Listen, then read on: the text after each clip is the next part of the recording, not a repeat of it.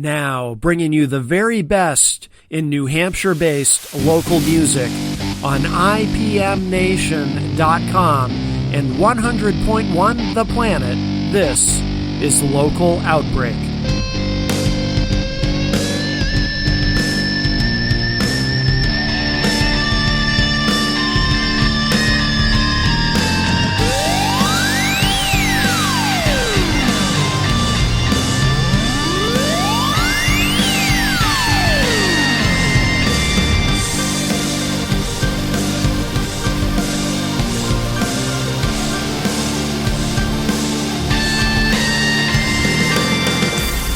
Hey everybody, welcome to this week's Local Outbreak on IPM Nation and 100.1 The Planet. Matt Connerton from IPMNation.com here with you, bringing you another week of New Hampshire-based music.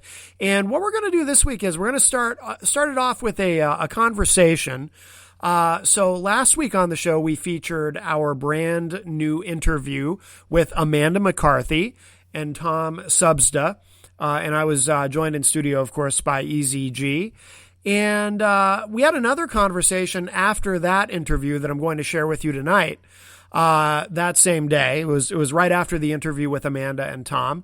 EZG stuck around, and I was joined by Mike Sudderth, a.k.a. Grant Lampton. He usually performs live as Grant Lampton, although there is at least one venue where he uses his real name, Mike Sudderth.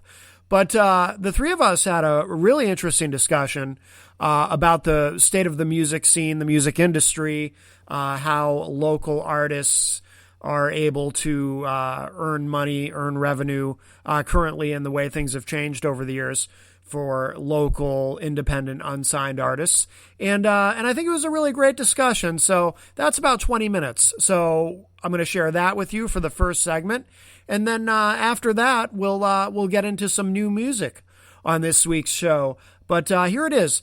This is my conversation with Mike Sudderth, a.k.a. Grant Lampton, about the music industry and how local artists are currently able to function or try to function within it. So here it is. Enjoy. Mike Sudderth is with us at the news desk. Hello, sir. Hello. Good afternoon, everybody. Good afternoon. Well, EZG is here as well. I got a question. How long have you known Amanda McCarthy? I would say probably 3-4 years since I've kind of been beating the pavement out here playing guitar myself. I've noticed her out. The former Panucci's is where I kind of took notice of her and noticed that she has her ducks in a row, if you will. We can't say the other. She knows what she's doing, and she's got an amazing voice, and she's calm as she's so calm when she plays. And yes, normally musicians who all musicians are self-conscious to some extent, and when I saw her play, I'm like, wow, she's relaxed. She's good at what she does, and she feels good doing it, and you can tell. And people can normally feel that, right? If you see a musician who is a nervous wreck, you can say, "Oh gosh, just relax," and everybody will enjoy it a heck of a lot more if we know you're relaxed. And when I saw her play, I knew she was relaxed, and she's she's a heck of a talent. Yeah, I saw her play over the old Panucci's, the 603 Bar and Grill for 4 hours. It was like a homecoming. Everybody there loved their music, and that Project Cream was taking all the photos, and I felt like she was very loved that night. Yeah, by everybody there. Absolutely. Yeah, if you missed it, Amanda McCarthy and Tom Subsda, they were here during the first hour along with EZG, and of course the archive will be up later on the website, mattconnerton.com, so you'll be able to get that. Always nice to see Amanda. I've interviewed her many times over the years, actually. Yeah, I'm glad she's coming back for one night only. I'll see if I can make that show, as long as it's not in Boston. October, I think she said, right? October 17th, I think. Yeah. And EZG, you took some pictures. I look forward to you distributing those and what platform you do. Facebook. Facebook? Okay. Yeah, I'll send it to you later, yeah. Yeah, please do. And we'll get those out there. Great to see those guys. Outstanding, yes. I actually saw, by the way, I'd never, I don't know if the cameras picked it up for people watching online. I'd never seen Eric embrace someone before. And the hug that Eric gave Tom was the most awkward hug I've ever seen in my entire life. I always refer to it as the TV hug. I wish I had a picture of it. Maybe Tom will call back into the show and explain that to us. I don't try to hug anybody anymore since the pandemic. If somebody else goes, I'm vaxxed. If somebody else goes in for a hug, I'm fine with it. But I haven't initiated a hug, outside of my household for at least a year. Yeah. Hasn't that translated into like the handshake and the fist bump too? I know when Gonzo was here, it was last week. He gave me a fist bump, and then when he left, I like to shake hands, but I try not to think too much about it. And it made it awkward, like it was a half fist bump, half shake. And I prefer the fist bump. I have shook on maybe two hands this year, but I find it awkward because I didn't do it for so long. But I do prefer this better. Yeah, I do too. I'm used to it. I've played in a lot of metal bands where that's just what you do. You do the fist bump. Oh my God, it's very masculine. The fist bump, Yeah. The bro hug is different. Yes. I can remember when I first met Amanda McCarthy. She really didn't want anybody to she was just a little bit nervous at the beginning, and I think I might have told her a while back that I said, "Boy, you should let people know who you are." She goes, "Oh yeah, it's probably a good idea." And now look at her now. Look at her now. She owes it all to you. You're her biggest promoter. I do try. Yes, you do. I was going to ask that last question, but it's only so much time. But yes. I was going to ask her if anybody in Nashville hears me give her a date, and that's why they showed up. Yes. I'm thinking that's a long shot, though. Well, let me. I want to get to Mike's segment, but let me I'm the. sorry. Oh, that's okay. Enough about me. No worries. I try to talk about economics and the fun side of stuff. So the first thing I'd like to say is, well, I do want to bring up, thank you, Amanda McCarthy and Tom, for being here. I hadn't seen them and didn't expect it. Easy G gave me a message today. I was dozing off at work this afternoon. And I was dozing off at work this afternoon, and I got a message from Easy G. It said, "Hey, Mike, Amanda and Tom are going to be here. Could you be here at 4?" And I said, "Yes, I can." So I dashed home and took a quick shower and got myself here, changed out of my... my outfit, the uniform, as they say. I do not have a uniform with my name on it, but I'm supposed to have it. But anyway, well, you look at the people that just see Amanda and Tom. They say, "Well, you really can't make it the singing or drumming, but if you're really good at it, you get your gigs out there and you get your name out there. Yeah, they work hard. They are making it. You can make a lot of money in the business. Yeah, and you write songs for people, and that every time they sell a CD or record, you get a little percentage of that, and that's how you really can make money. That's right. Yeah. And I was so kudos to them. Wow. I was really happy to hear her say, I'm doing this full time. Tom too. I bounced that around in my head like, gosh, I'd really love to be able to do this full time. I will be honest with everybody in the room and outside of the room that I don't make enough money to, pay all the bills that land in my mailbox every month by doing my little Grant Lampton thing here and there, or even the Mike Sutter thing over there, or whatever. But the fact that she was able to support herself and Tom is as well. Are they together, by the way? I don't know if this is the platform to talk about. Yes. Yeah. Well, we actually did talk about that because Amanda's got I think she's a 6 or 7 year old daughter. So that's her number one job right there. Okay. Well, I don't know her that well then, but I haven't seen her daughter in years. If they're able to keep the lights on and pay the Dish TV bill or whatever, the T-Mobile bill by playing music, that's pretty incredible stuff to me. I'd always treat it as a hobby, and I get some good pocket money out of it and a couple of free beers here and there. But I can tell you that I wouldn't be able to keep Wells Fargo's mortgage payment satisfied by playing once a week. I was very happy to hear that Tom had 44 gigs last month. It's like, wow, that's like every day of the week he was gigging. That's cool. And that's how you make the money. It was interesting that she said that the paying gigs are covers, at least at this point for her. She's a legitimate singer-songwriter. Yeah. So I think at some point, and she's a young person, maybe when she's my age, she'll be able to fly doing this, singing originals. But, I that really resonated with me because I have a pocket full of originals. I almost think people would not want to hear them, and I don't play them very often, so people don't hear them. I play a lot of covers. And I get paid decently for playing covers, but you have to be able to play those covers and play the originals. And once you get into the singer-songwriting thing, like you said, getting royalties, I guess is what you call it, is where the big money comes in. But that gap in between is ginormous. I've known bands, and I've been in a lot of bands. I've never been in a cover band, but I've known a lot of bands, and I'm sure you have too, that will actually play under two different names. Mm-hmm. Where, they have one name for the band when they go out and play shows where they get to do original music, and then they use a different name for when they play the cover shows where they actually get paid. Yep. Because, when you're in a band and you're, like I've been in metal bands where it's like, there was no, it was a lot of free shows, Yeah. And pay to play. Do you remember those? Yeah, like you had to sell tickets at the beach. Vividly, I never did that. But I remember when Amanda posted this a couple of years ago now, and next time she's in the house, I'll bring this up. She says, "I don't really want to be famous anymore. I just want to be happy." Yeah, well, of course. Yep. So that really resonated with me. Well, that's what we all want, is to be happy. Not everybody does that, though. Not everybody does that, though. What, is happy? Right. They just work at their job. My job sucks. My life sucks, and they're just so negative all the time. And you don't really see that from her. Right. She puts on maybe a personal life. Sometimes she has issues, but her personality is always happy. Yes. I will tell you the most money that I ever made, and it was in a band, and we were a cover band. We were a Grateful Dead cover band. If anybody remembers the Elastic Waistband, no. We played one gig. They paid us $1,000, dude. Of Wow. course, there were 6 of us. Yeah. And it took us, it took us 6 hours to set up all the equipment and the Leslie rotating speakers and everything and all this. And everybody went home with, $100 or something. Yeah. But they paid us big money, but we didn't go in there and say, well, I wrote this about my girlfriend who broke my heart. We got up there and played Jerry Garcia's songs and, riding that train, blah, blah, blah. People wanted to hear that, and the club owner was able to sell $10 at the door and all that. So that's where the money came from. What I do now, I don't advertise that I play covers, although that's about 85% of what I do. Mm-hmm.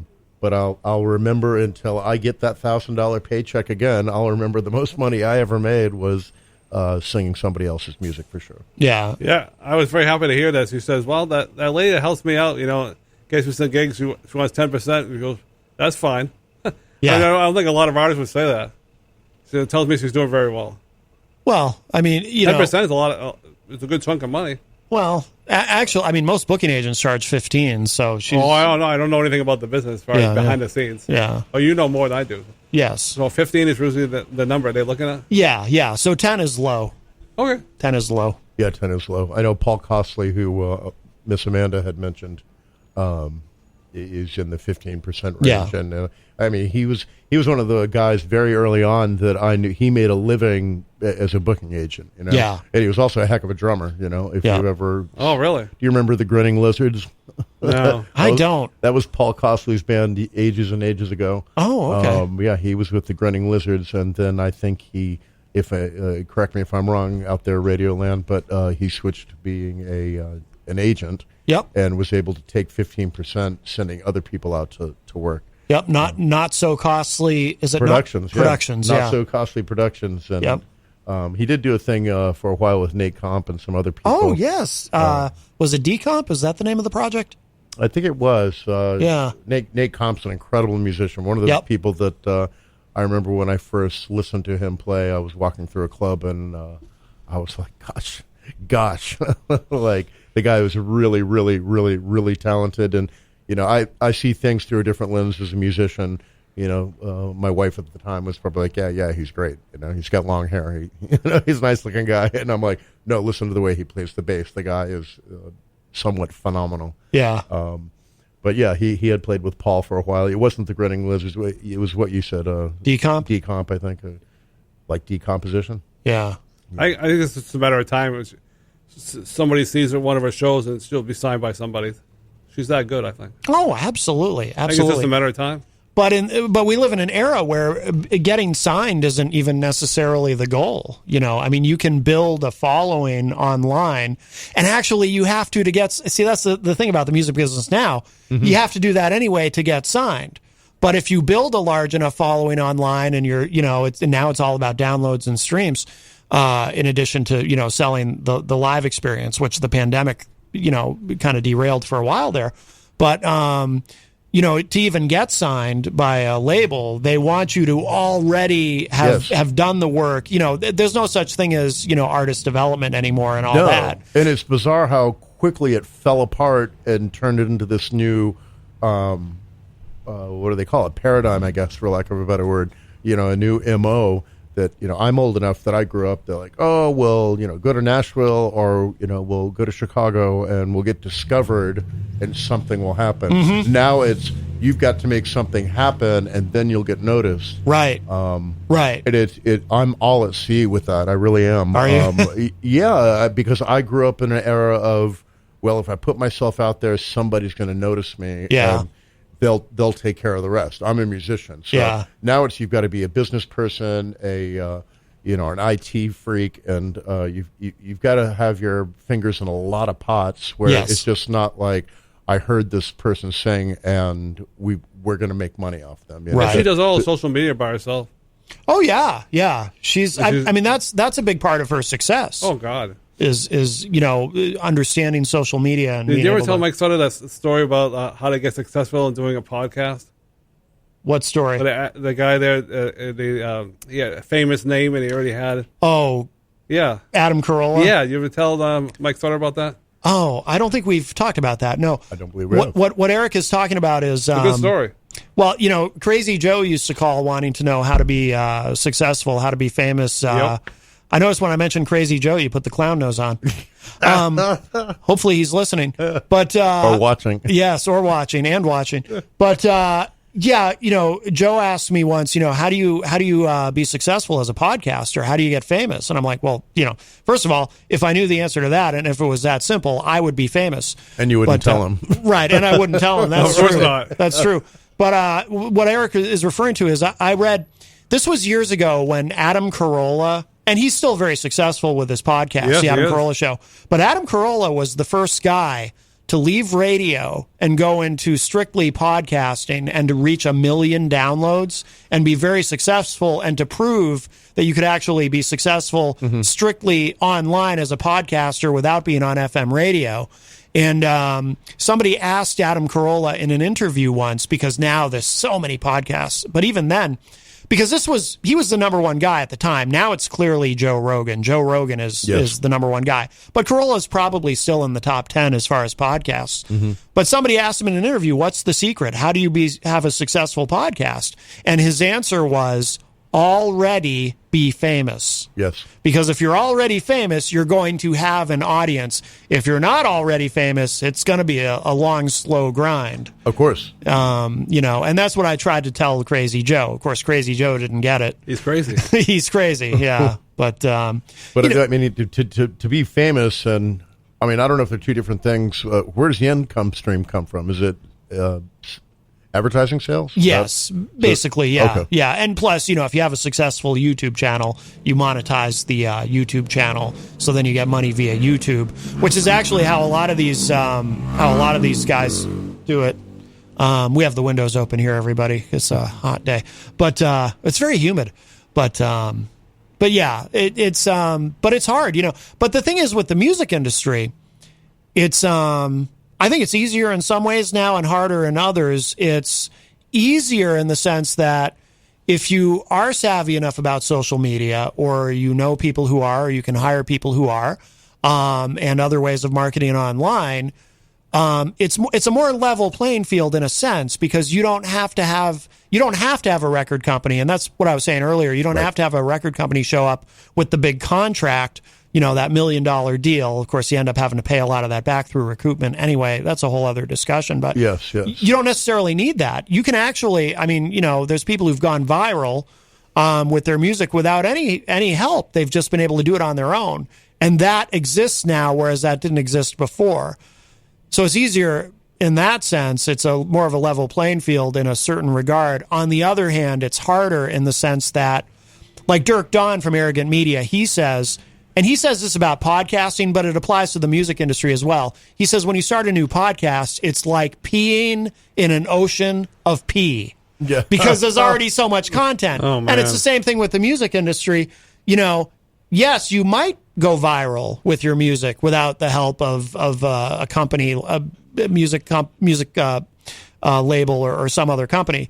You might, but you're competing with, not only are you now competing with all the other music that's out there, yes, you're competing with, a YouTube video of adorable kittens or whatever else is out there that yes, people might be paying attention to. Your competition literally is the entire rest of the internet. Yeah. And that's, that's ginormous, it's, yeah. And it's frustrating, to use my silly little self as an example, where do I begin to start? It took me a year to get together a bio and something to send. So if you say, hey, my brother owns a bar in Connecticut, can you send him something? Mm-hmm. It took me a long time to just get my head around that. Yeah. I was just used to, hey, my brother owns a bar in Connecticut, can you play Saturday? Yeah, I'm happy I'll go down and play. But to actually cultivate business, do the marketing side of it. Mm-hmm. And my undergrad's in marketing. And I said, well, what do? Do I put together a cassette? A mixtape? Yeah, I'm 55, so I did mixtapes. Like, yeah, well, we'll put together a tape. Send them a tape and a 8x10 glossy black and white picture, Yeah. And now it's, do you have content? It's all digital. They've got stuff now, and you have to pay for it. Like dear Amanda, who said she had to pay $300 to get her own .com name. Yeah. I'm looking at something now that it's a business card. And you send somebody a business card and they swipe it on their phone. Yep. And it has 3 songs on it, a couple of pictures of you, and a bio. Yeah. Wow. Yeah. Oh, yeah. I bet she has that. I bet. Yeah, I'm sure she does. Probably. I was like, yeah. Okay, well, I guess I should get them. So I looked into it, and they're like, all right, so for $300, you can get 60 of them. Yeah. So that seemed real pricey to me.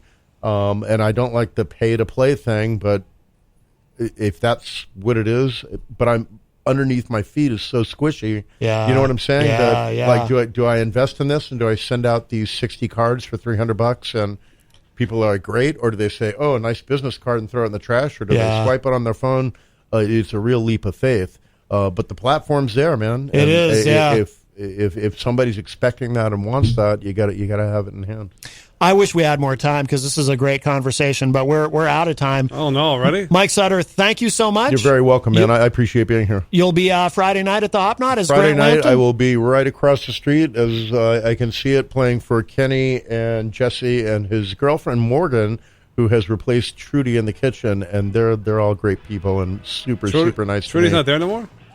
That's my understanding, yes. She has moved on to other things. Oh, wow. Is my understanding. She's still part of that commercial. She is. Yes, you can still hear her sweet She always voice. live in the commercial. That's right. Sorry to hear that. Wow. That's right. Breaking news. Easy G, thank you so much. Yeah, real quick. Well, Amanda. Quick. She posted one time. She goes, if there's one person or 100,000 people, you need to perform excellent every night. That's right. No matter who's in the audience. Treat every show like it's Madison Square Garden. Right. She is excellent. Hey, everybody. Matt Connerton here with this week's Local Outbreak on 100.1 The Planet and IPM Nation. I hope you enjoyed our conversation with Mike Sutterth, also known as Grant Lampton. And you can see him performing, and I think we alluded to this, you can see him performing every Friday night. He's doing a residency from 7 to 9 p.m. Friday nights at the Hop Knot, which is in downtown Manchester on Elm Street, 1000 Elm Street in the Brady Sullivan Building. Really, really cool place. They have delicious gourmet pretzels. They have craft beer, and they have live entertainment. Grant plays there every Friday night from 7 to 9 p.m. He also often performs at the 603 Bar and Grill and some other places, too, mostly in Manchester, but he does, I think he ventures out of there occasionally. But very talented guy, knows a lot about not only music, but about economics as well. So really interesting to talk with him, and I hope you enjoyed that. Let's get into some music. So I-9... has just released some new stuff, and great hip hop artist from the Seacoast area. He's from Dover, New Hampshire, and I've had the privilege of seeing him live many times over the years. But he just put out some new tunes. It's been a while, so great to hear from him. This guy can do no wrong. So we're gonna share something from him now. This is I-9, and the track is called Least Amount. Next up on Local Outbreak.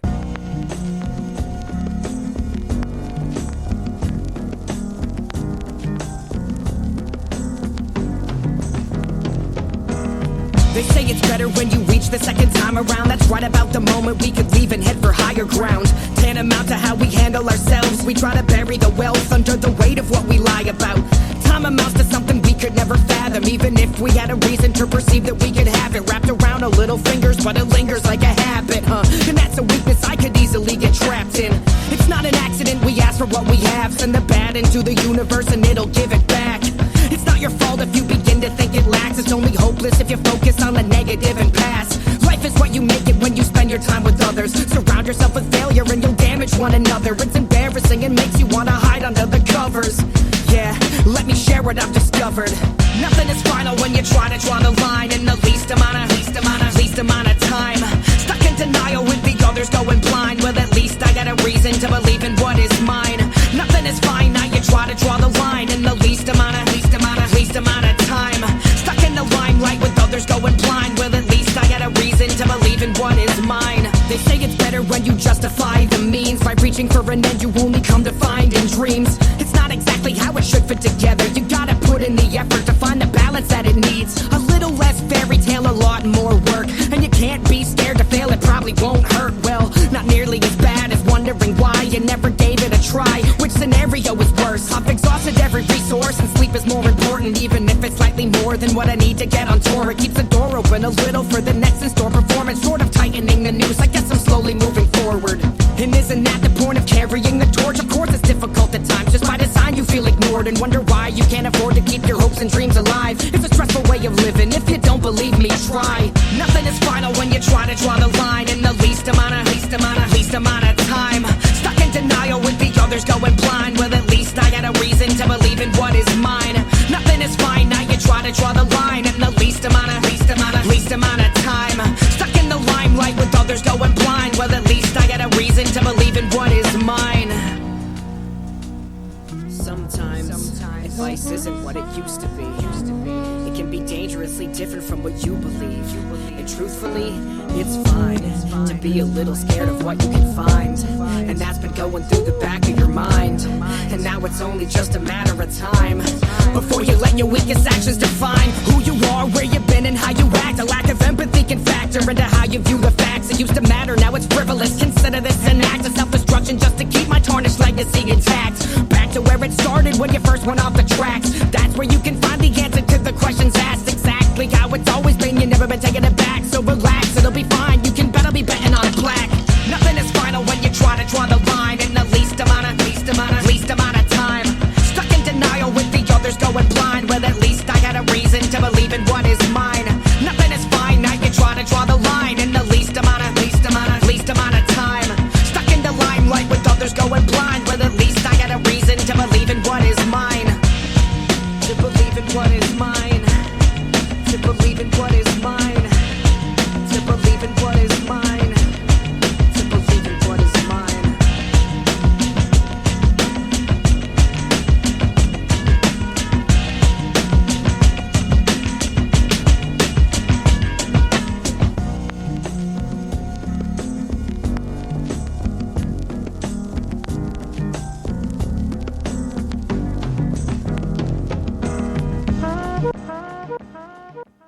Oh, I love everything he does. That is I-9, brand new. That is called Least Amount.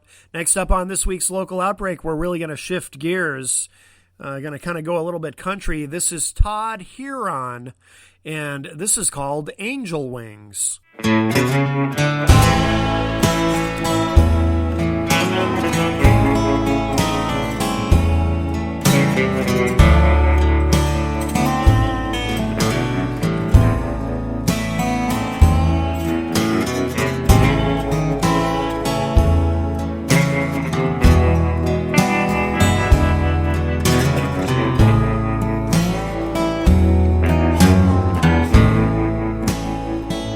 Was in the flying month of June. My baby left me. He changed his tune, and now I'm trying so hard to grow some angel wings.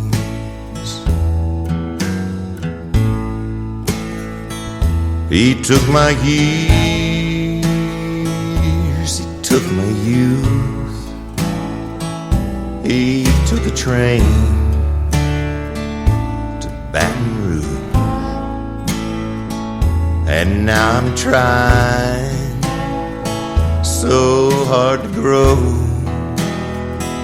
some angel wings.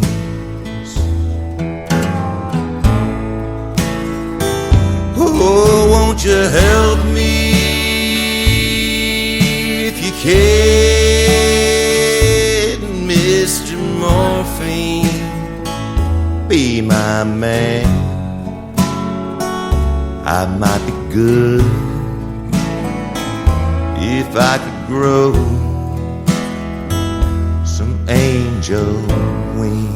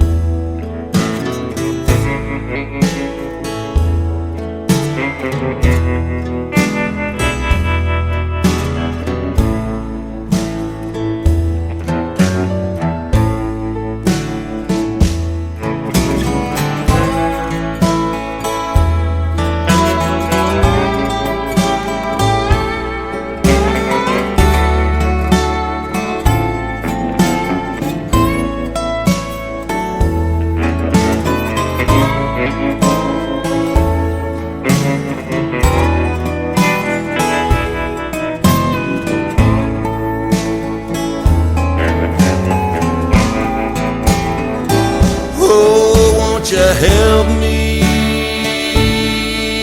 if you can, sweet Mr. Morphine, be my man. I wanna fly into the sky. I wanna leave, I wanna die.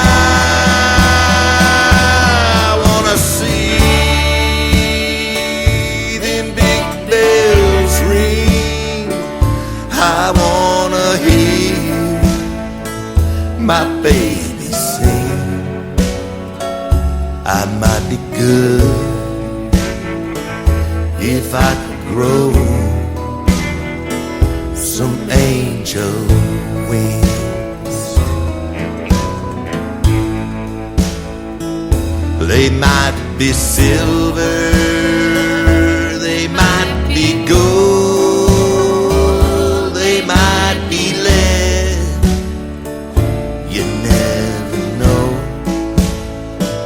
I might be good if I could grow some angel wings. They might be raised, they might be born, they might be stitched, they might be sewn. I might be good if I could grow some angel wings.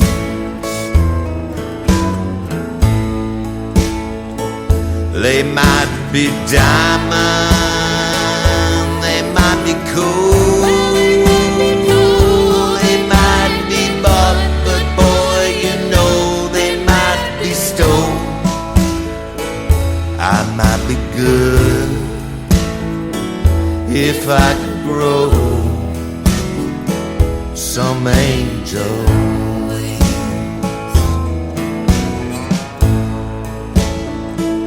I might be good if I could grow. Oh, honey, you hurt me so.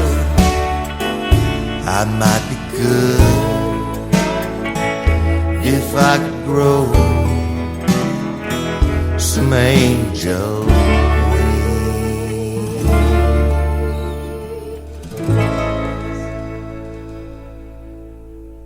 You're tuned in to Local Outbreak on 100.1 The Planet and IPMNation.com. Matt Connerton here with you. And up next, time to get a little dark, heavy, and loud. This is Onok, O-N-O-K, and this is called Canopy of Ash.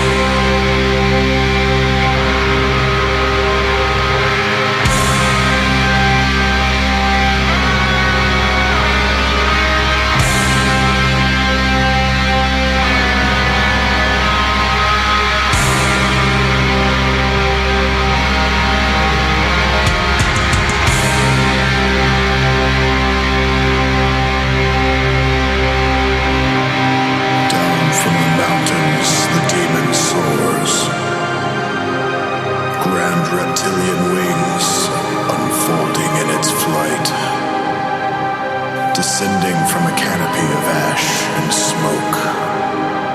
The beast meets me on a field of cinder and bone, and my courage dies.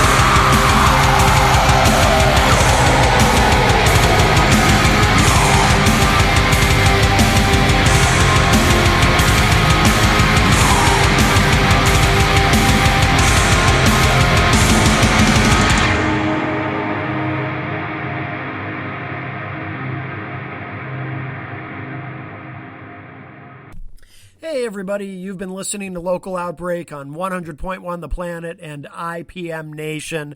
Matt Connerton here, and I hope you've enjoyed this week's show as much as I have enjoyed bringing it to you. Of course, we do this every week, and I'm so very grateful for the opportunity to go on this journey and take you with me through the New Hampshire music scene. Whether you're, as I always like to say, if you're a regular listener, you've heard me say it 1,000 times, but whether you are an active participant or a passive observer or anywhere in between, I am so very grateful to all of you for continuing to support the New Hampshire music scene. So much great music, so many people creating all kinds of music from across the spectrum of genres. It's a very eclectic show because it is a very eclectic music scene. And, a lot of the live music scene has really started to come back over the summer, and as we near the end of August, and it's been really great to see. And hopefully everybody is being safe and being smart, so that can continue. This part of the country is doing okay, it would seem. So you know what I'm referring to, of course. But if you're interested in the show, in getting more of the show, you can get access to the full archive. It's been about 11 and a half years of Local Outbreak. You can go to ipmnation.com/Local Outbreak. The entire archive of the show is there for you. All the episodes are free to stream and or download, going all the way back to the beginning. Also, all of our contact info is there. So if you'd like to reach out to me through social media, you can do that, or just email me. Send an MP3 if you have something you'd like to submit for the show, or a link, or a suggestion, whatever it may be. Submissions@ipmnation.com. Submissions@ipmnation.com.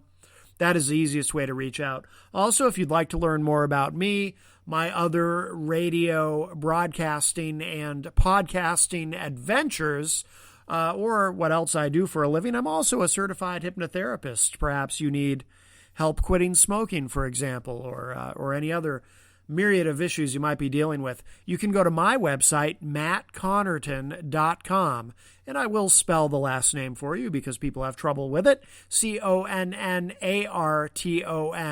mattconnerton.com. And of course, you can contact me right through that site as well. And we're going to do something we only do once in a great while. Very rarely, but it happens. We'll play 2 tracks by the same artist and kind of bookend the show. The first song that we played on the show this week was brand new from I9, who, I think I mentioned I'm a big fan of. A track called Least Amount. We're going to actually close with an I9 track as well. This is from his brand new full-length release, A Little Above Low Key. You can find it, everywhere. And everywhere you would normally look for that kind of thing. And this track is called Patience. So we're going to close with this, Patience by I9. Very, very popular and very talented rapper from Dover, New Hampshire. Here it is, I9 with Patience, to close out this week's Local Outbreak on IPM Nation and 100.1 The Planet.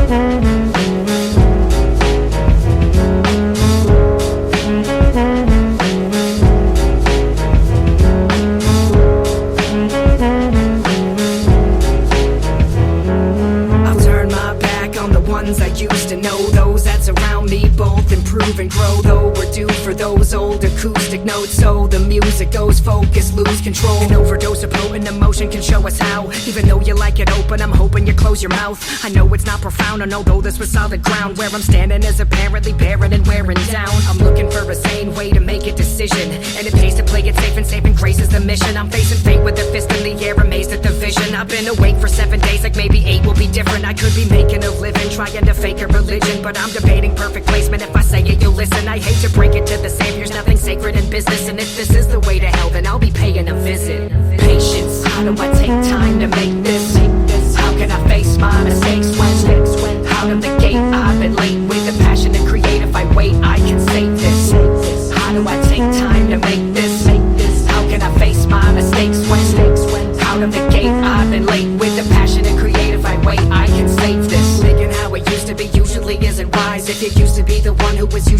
disguise. We could use a little truth to remove us from all the lies. In our youth we were so ruthless, refusing to compromise. But conversing with old friends and burning at both ends has me certain that it's worse, and now I'm learning there's no sense in worrying about the kind of person I'll be, because changing habits now doesn't seem worth it to me.